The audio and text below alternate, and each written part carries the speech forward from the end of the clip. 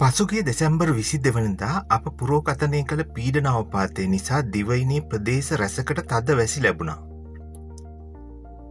සංඛ්‍යාලේඛනවලට අනුව එම කාල සීමාවේදී දිවයිනේ සාමාන්‍ය වර්ෂාපතනය මිලිමීටර 48ක් ලෙස වාර්තා වූ අතර ඇතැම් ප්‍රදේශවලට මිලිමීටර 105 ඉක්ම වූ තද වැසි පතිත වුණා. දැන් 2025 වසර අවසන් වීමට මොහොතක් තිබියදී නැවතත් බෙන්ගාල බොක්කේ අසාමාන්‍ය කැළඹීමක් නිර්මාණය වෙමින් තියෙනවා. දෙසැම්බර් 31 වෙනිදා ඇතිවන මේ නව තත්ත්වය 2026 වසරේ ආරම්භයට බලපාන්නේ කෙසේද? අද සයන්ස් ඇප් හරහා අපි ඒ ගැන විද්‍යාත්මකව විමසා බලමු. අද දෙසැම්බර් 29. මේ පද්ධති දෙකක් අතර පවතින සංක්‍රාන්ති කාලයක් වුණත් දිවයින හරහා දැනට සක්‍රීය නැගෙනහිර තරංගයක් ගමන් කරමින් පවතිනවා.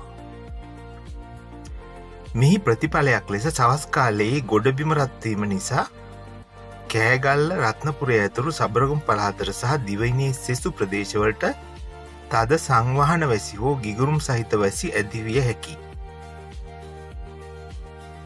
මේ ඉදිරියේදී එන මහා පද්ධතියට පෙර ඇතිවන නිහඬතාවයක් බඳුයි. විද්‍යාත්මක දත්තවලට අනුව දෙසැම්බර් 31 වන විට දිවයිනට කිලෝමීටර් 400ක් 600ක් පමණ නැගෙනහිර දෙසින් නව අඩු පීඩන කලාපයක් වර්ධනය වීමේ පෙර නිමිති පෙනෙන්නට තිබෙනවා. මෙම පද්ධතියේ බලපෑම නිසා දෙසැම්බර් 30 සිට ජනවාරි 5 දක්වා කාලය තුළ උතුරු නැගෙනහිර සහ කඳුකරේ බෑවුම් ප්‍රදේශවලට මිලිමීටර් 105 සිට 135 දක්වා වූ තද වර්ෂාපතනයක් ලැබෙනු ඇතැයි පුරෝකථනය කර තිබෙනවා. විශේෂයෙන්ම ජනවාරි 1 සිට 5 දක්වා කාලය තුළ දිවයින පුරා වැසි තත්ත්වය තවදුරටත් වර්ධනය වීමට ඉඩ තිබෙනවා.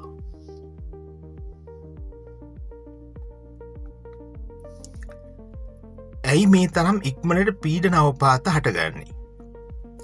මේට ප්‍රධාන හේතු කීපයක් තිබෙනවා. පළමුවෙන්න sea surface temperature SST හෙවත් සාගර මතුපිට උෂ්ණත්වය. දැනට ඉන්දියන් සාගරයේ උෂ්ණත්වය සෙල්සියස් අංශක 28ක් වැනි ඉහළ අගයක පවතිනවා. එය මෙම පද්ධති සක්‍රිය වීමට අවශ්‍ය ශක්තිය සපයනවා. දෙවැන්න වායුගෝලයේ ඉහළ අහසේ සිදුවන MJO කැළඹීම. දැනට මේ 8 වන කලාපයේ ෆේස් 8 පවතින අතර එය ජනවාරි 1 සිට 5 දක්වා අපේ ප්‍රදේශයේ වැසි තත්ත්වය තවදුරටත් මධ්‍යස්ථව ඉහළ නැංවීමට රුකුලක් වෙනවා.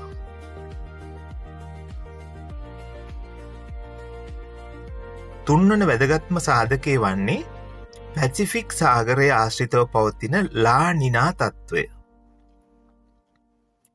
දැනට පවතින මෙම දුර්වල ලා නිනා තත්ත්වය 2026 වසරේ මුල් කාර්තුව පුරාම අකණ්ඩව පැවතීමට 62% සම්භාවිතාවයක් පවතිනවා. ලා නිනා තත්ත්වයක් පවතින විට සාමාන්‍යයෙන් ශ්‍රී ලංකාව ඇතුළු කලාපයට ලැබෙන වර්ෂාපතනය ඉහළ යනවා. මිනිසා දෙසැම්බර් 22 තිබුණේ කෙටිකාලින බලපෑමක් වුණත් 31 වනදා ඇතිවන පද්ධතිය ලා නිනා සහ MJO බලපෑම නිසා 2026 වසරේ මුල් සතිය පුරාම වැසි සහිත කාලගුණයක් රැගෙන ඒමට ඉඩ තියෙනවා. 2026 වසර අප පිළිගන්නේ වැසි සහිත කාලගුණයකින් බව විද්‍යාත්මක දත්ත සනාථ කරනවා. මෙම වෙනස් වන කාලගුණ රටා ගැන අවධානයෙන් සිටින්න. ආරක්ෂිත වන්න. මෙවැනි ගැඹුරු විද්‍යාත්මක විශ්ලේෂණයන් දත්ත සහිතව දැනගන්න අපේ සයන්ස් ඇප් නාලිකාව සබ්ස්ක්‍රයිබ් කරන්න. මම ප්‍රියන්ත වීරසිංහ. ඔබට ස්තුතියි.